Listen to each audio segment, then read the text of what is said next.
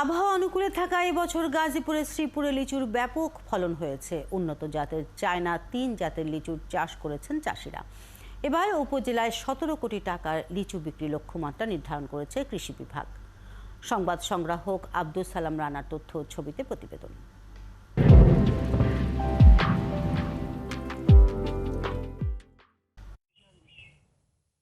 গাজীপুরের শ্রীপুরে বিভিন্ন বাগানে এখন থোকায় থোকায় ঝুলছে লিচু।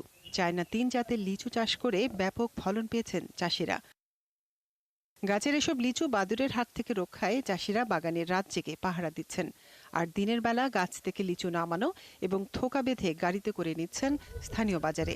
লিচুকে ঘিরে তাই এমনই ব্যস্ত সময় কাটছে চাষিদের।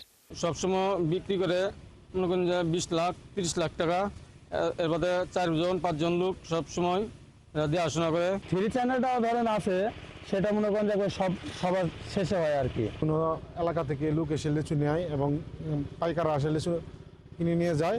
শ্রীপুরের রসালো এই লিচুর চাহিদা রয়েছে দেশ জুড়েই। তবে এবার প্রাকৃতিক দুর্যোগে ফলনে প্রভাব পড়েছে বলছেন চাষিরা। তারপরেও যা ফলন হয়েছে তা স্থানীয় বাজারে বিক্রি করে ভালো দাম মিলছে।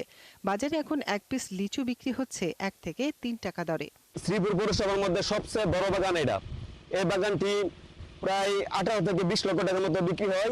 কৃষি অফিস তাদেরকে কিছু সহযোগিতা প্রদান করে এবং সার্বক্ষণিক তদারকি ব্যবস্থা করে, তাহলে লিচু বাম্পারে আমাদের শ্রীপুরের ইতিহাসকে সমৃদ্ধ করবে। উপজেলা কৃষি কর্মকর্তা জানান, সঠিক সময়ে চাষিদের পরামর্শ দিয়েছেন তারা। আর অন্যান্য সময়ের চেয়ে এবার লিচুর ভালো ফলন ও দাম পাওয়া যাচ্ছে। লিচুর চাষের ব্যাপারে আমরা কৃষকদেরকে প্রতিনিয়ত পরামর্শ দিচ্ছি। অতিরিক্ত খরার কারণে যেন লিচুর ফলন কম না হয়, সেজন্য আমরা নিয়মিত পরামর্শ প্রদান করে যাচ্ছি।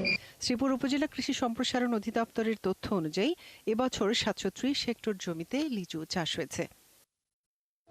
মনিরা কাজুরি, 71।